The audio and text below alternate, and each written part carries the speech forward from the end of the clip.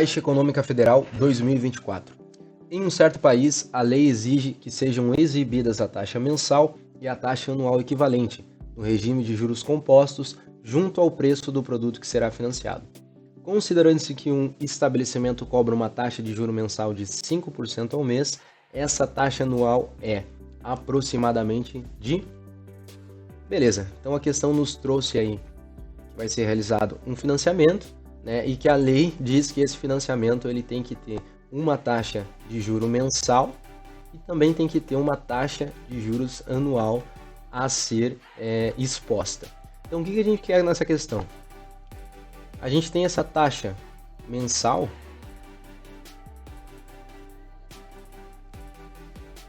que equivale a 5%.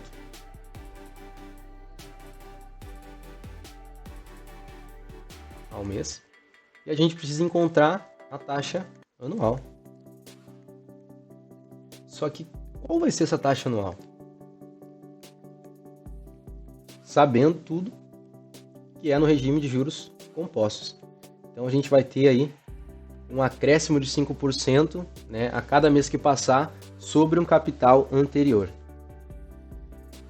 Então até para a gente relembrar esse conceito aqui de juros compostos, a gente vai representar numa linha do tempo, onde a gente vai ter 12 períodos aqui, né?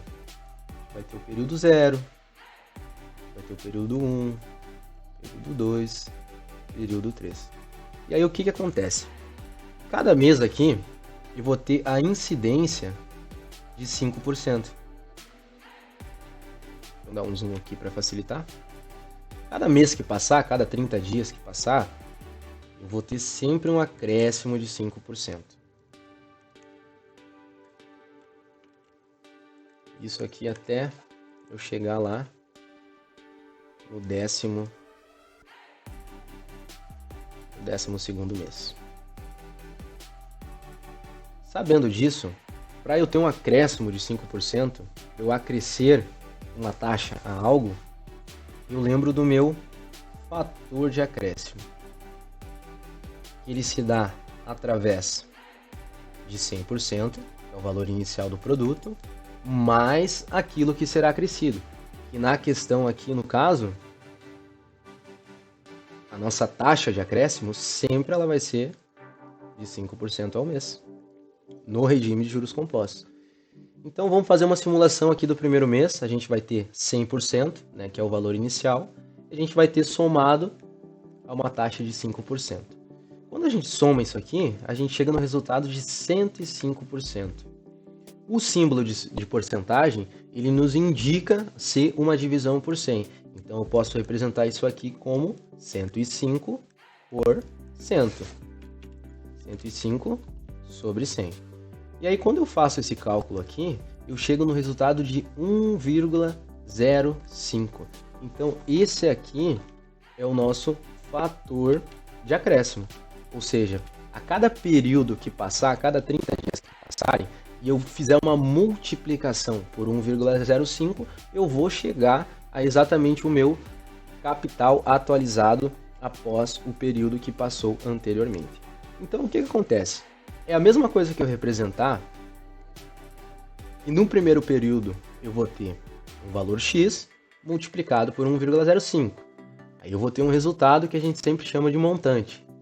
Aí depois desse montante 1, que ele vai estar representado aqui no primeiro período, se a gente quiser ir lá para o montante 2, a gente vai pegar esse resultado e vai novamente multiplicar por 1,05. E assim sucessivamente. Para o próximo período, multiplica por 1,05, pois é o nosso fator de aplicação, o nosso fator de acréscimo.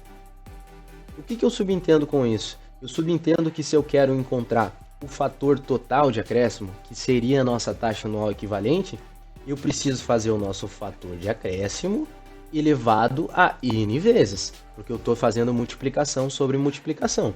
Esse é justamente o conceito de juros compostos. É a gente fazer uma multiplicação, incidir uma taxa de juros sobre um capital anterior, que é resultante de um período ali que passou anteriormente. Então, cada mês a gente vai ter um novo montante gerado e a gente vai aplicando a taxa sobre esse montante, esse saldo anterior.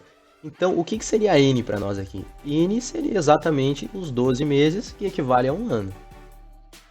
Então, quando a gente faz dessa forma, a gente já encontrou o nosso fator de aplicação. Ele é de 1,05 e a gente quer descobrir quanto que ele equivale ao ano. 1,05 elevado a 12. Então, isso aqui é o que a questão pede para nós. Só que a questão, para dificultar um pouco, ela nos trouxe um dado da questão aqui que não bate com o que a gente tem de informação para resolver a questão. Porém, basta a gente lembrar uma propriedade da potência de um produto de mesma base que a gente claramente chega no resultado. Qual que seria essa propriedade? Quando a gente tem um número x, uma base x elevado a uma potência que a gente vai representar como 12, a gente pode reescrever ela como uma multiplicação de duas bases iguais e a gente pode somar os expoentes. Então, eu reescrever x na 6 multiplicado por x na 6 é a mesma coisa que eu escrever x na 12. Porque aí o que eu faço?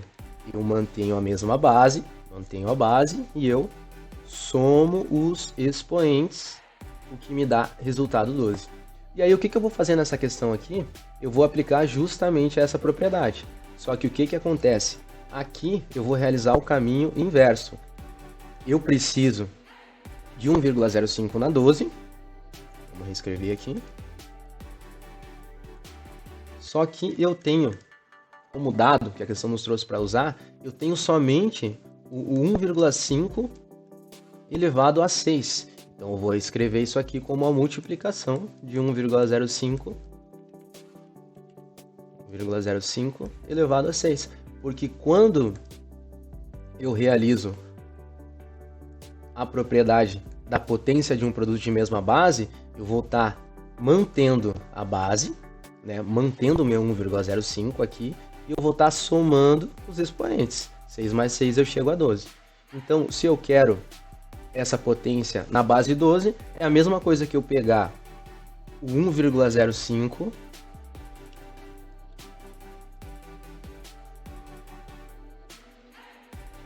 na 6 e multiplicar pelo 1,056. Eu chego exatamente no x da questão, que é o que eu quero. E aí fica fácil, porque a questão nos trouxe esse 1,05 na 6, nos trouxe como dado o seguinte valor. O valor de 1,34 está representado aqui. Então a gente só vai substituir, né? A gente vai ter 1,05 é igual a 1,34. A gente vai fazer a substituição. E vai realizar essa multiplicação aqui para chegar no nosso resultado.